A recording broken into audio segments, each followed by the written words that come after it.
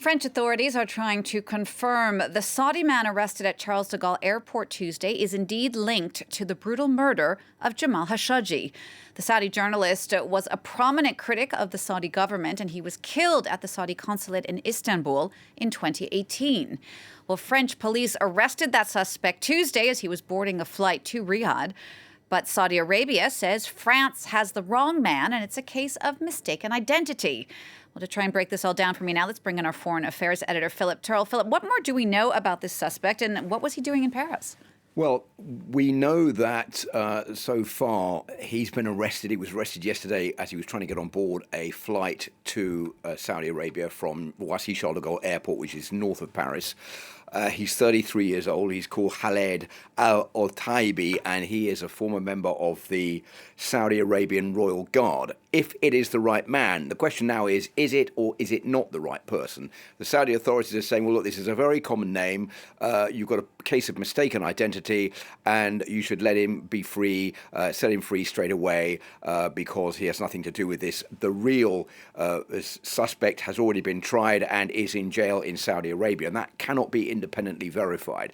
So what the French authorities are saying is, well, he was identified by his passport. What they're going to try and do now maybe is to try and get some biometrical information about him to be able to confirm whether or not he is the right man. They could ask that from the Turkish authorities. They have 48 hours to keep him in custody before they either have to extradite him to Turkey, where he's wanted through an international arrest warrant, or they have to set him free. So that's the situation as it is at the moment. What is expected to happen in the next few hours is that Khaled al-Taibi is to appear before a judge who will notify him of the charges against him, and then he will either be agree to be extradited, or if he doesn't agree, then he will be detained in France until the French authorities decide what they're going to do with him. Now, all of this comes just as the French President Emmanuel Macron has returned to France after a visit to Saudi Arabia, where he sat down with the Crown Prince Mohammed bin Salman. What kind of position does this arrest put him in now? This is a very complicated situation for the French president, because the murder of Jamal Khashoggi not only caused shockwaves in France and in Saudi Arabia, but all over the world. And it has seriously damaged the reputation of the Saudi royal family, and in particular, Mohammed bin Salman, the Saudi crown prince. This was 3 years ago.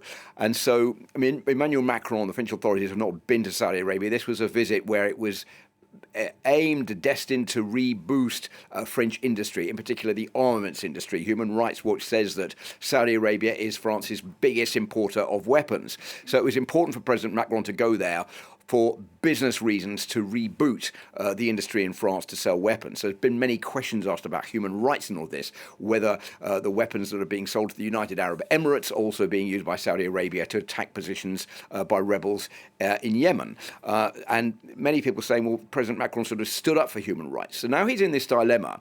Does he send back this suspect and say, okay, we'll send him back, the Saudi authorities are correct, in a bid to boost French industry and to turn the page on that? Or if he doesn't send him back to say, I'm standing up for human rights, this guy needs to be tried in France, we need to get to the bottom of this to find out exactly what happened to Jamal Khashoggi, the risk is that Saudi Arabia could say, well, all those contracts you signed are not going to come to anything because you're not respecting our demand to send this suspect back to Saudi Arabia. So it's not an easy situation for Emmanuel Macron, but many human rights groups saying he's got to stand up for human rights and should not send this man back.